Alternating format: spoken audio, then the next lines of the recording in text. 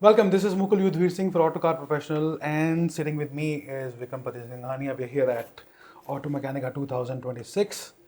Uh, Vikram, so a very big show from the last year.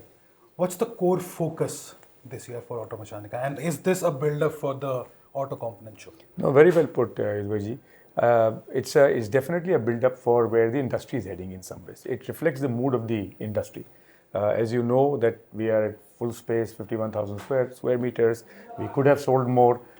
We spoke about being able to take the show bigger as we go forward. It also reflects what's happening in the environment around us. So if you walk around the show, if you've seen the show over the years, the quality of components, the type of components is evolving. We are starting to see a number of high quality components being served to the Indian consumer. Electronics started coming in. So there is now a shift in the way the aftermarket is being served. You will see people that are going around to understand, even from the distributor, retailer community, mechanic community, to figure out where is the industry heading, what skills that we need to be able to upgrade to be able to meet the new requirements as we go forward. Hopefully, like you said, this is a setup to the next big auto show, our Bharat Mobility, that will come up next year. So we're only growing bigger and bigger. It also reflects what's happening with a number of global customers come here. The global aftermarket is big, apart from the India aftermarket.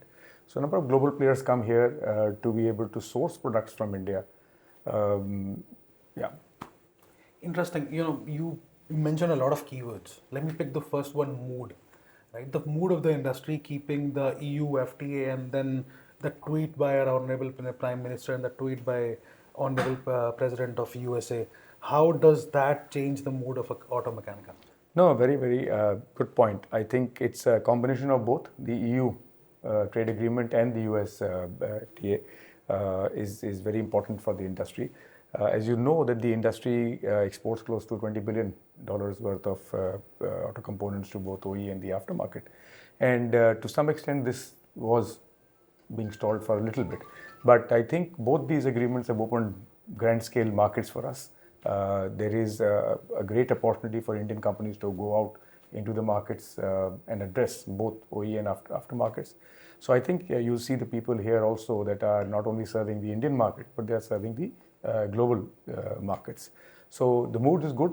GST has helped the whole industry. So this whole mood of the automotive industry being positive is good. The general economy seems to be in good shape. Monsoons have been decent.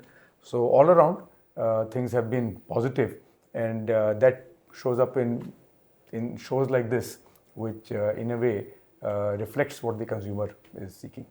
Interesting. The second keyword from your previous answer, electronics, right? I think in the last the last time when we met, it was half yearly components report, and I remember us being told that EMS companies are now becoming part of ACMA. So electronics has become a center focus, and if somebody goes around and visits halls, a lot of, I think 60 to 70% here is about electronics. So do you think electronics is going to be as big in the aftermarket as it is becoming in the OEM space? It will have to evolve. See, let us not forget that the old car park is still there. So while new vehicles will come out with all these new features, electronics, and whether it be entertainment or car management systems, I had the opportunity of going to CES with ACMA. We've taken a delegation to CES with ACMA. We're seeing this whole revolution of the auto industry into software-driven vehicles and stuff like that. But again, these are all glide paths. This has not happened tomorrow morning. There is an existing car park which needs to be serviced by traditional parts. The next generation of crossovers will start happening, and of course 2, 3, 4, 5 years out, all these electronic parts will become an integral part of the aftermarket, because ultimately replacement will have to take place. It could be damage, it could be operating conditions, etc. So ultimately, as you see companies, they will be displaying both traditional parts, and everybody, or a large number of companies, you'll start seeing a small part of their exhibition area also being dedicated to new technologies, right? So this is the transition that will happen. It will have to become part of the aftermarket. We'll have to learn how to service it. We'll have to upskill our mechanics, our whole distribution network, to be able to make sure that this can be serviced well. But then do you also think that because once these start trickling down, especially the passive electronics like infotainment, which are not actively involved in functioning of a car, when these trickle down more, do you think that there would be further regulation required, especially from the cyber security point of view? As cars, our minister, Honorable Minister Nitin Gadkari says that he wants to have all the cars connected, right? Now, cyber security becomes of utmost importance. And aftermarket, there's no set of clear regulations at the moment. Do you think we'll require them? No, it's a very, very fair point. Two things are happening. Technology is offering a lot of features around safety, connectivity, info, not just infotainment, but just info about how the vehicle is behaving, do your tires need replacement, your oil needs replacement, etc., etc. It's around safety of people around you. It's about, Gadkari, Honorable Minister talks about talking cars because of, again, safety and everything else. So on one side, those features are very much required. On the other side, this whole cybersecurity agenda is really paramount, whether it be in our day-to-day lives, your and my mobile phones, your and my office computers, your and my communication in every form, everything is getting electronicized, and same is in the automotive industry. Of course, you hear of doomsday stories of saying that somebody can shut off the car sitting somewhere else. Probability, a possibility. So we will have to build protocols in India, and I think our ministers and ministries and our whole system is very, very cognizant of this fact that we are building our own technology stacks as we go forward. So cybersecurity will definitely become an issue. I'm sure there will be standardized protocols that will have to be followed as we go forward, whether it be in the OE side or the aftermarket side. It's in the best interest of the individual that is the user. Interesting. Vikram sir, you've given us a lot of keywords. Let me give you a keyword now, right? From all that you've said, silicon-led era, right? Automotive in, let's say, next, I'm not even sure it will take 5 years. It might happen much sooner than that. But the entire automobile world, whether it's aftermarket, whether it's OE, whether it's anything else, is going to become silicon-led completely. Are we ready for that? Because that is the opportunity India has been waiting on, and that is the opportunity that will present itself equally to every country, to every innovator. Are we ready to cash in on that opportunity? Are we ready to make India, its presence felt on the global map? No, and this question is not limited to automotive, as you can understand. I think the whole ministries, the Ministry of Electronics and the Minister have been putting deep emphasis on various schemes, whether it be the various PLIs, the ISMs, etc., that India is going through. It'll take us a few years, but the real issue is, have we started on that journey? Of course we started on that journey. And will it be ready tomorrow morning? No, it may not be ready tomorrow morning. Parts of the ecosystem will take time to develop. But it's no longer about just whether we should produce for local needs or not.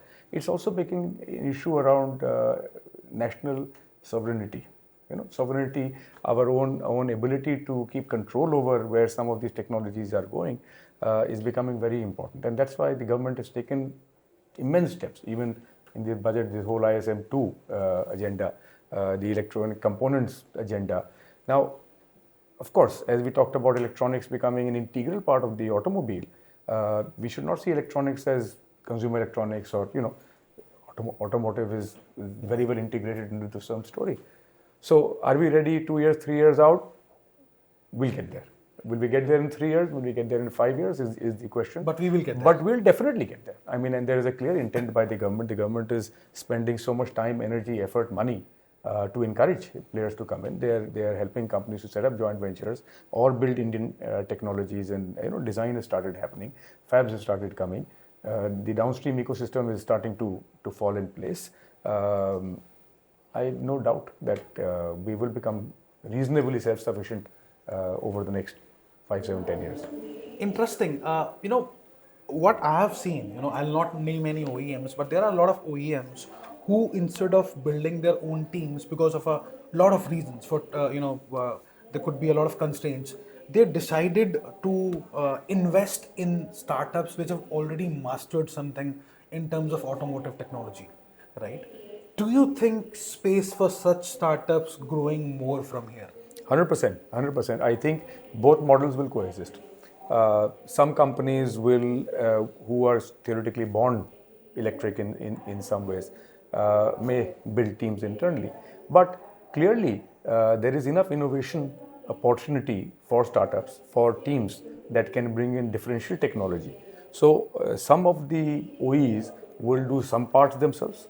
They will definitely partner with other companies to be able to bring in, because I don't think everybody can do everything. So there is a great opportunity in my mind for our young engineers and our smart young engineers to be even more bullish about what's happening in this sector.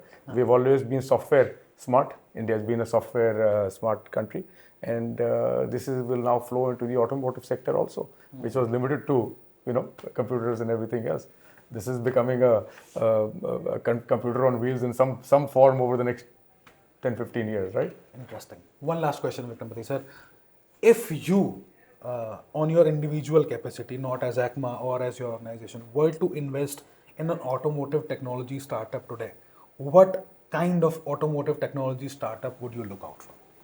It's a great question. It's because this is the exact conversation we are having internally at this point of time.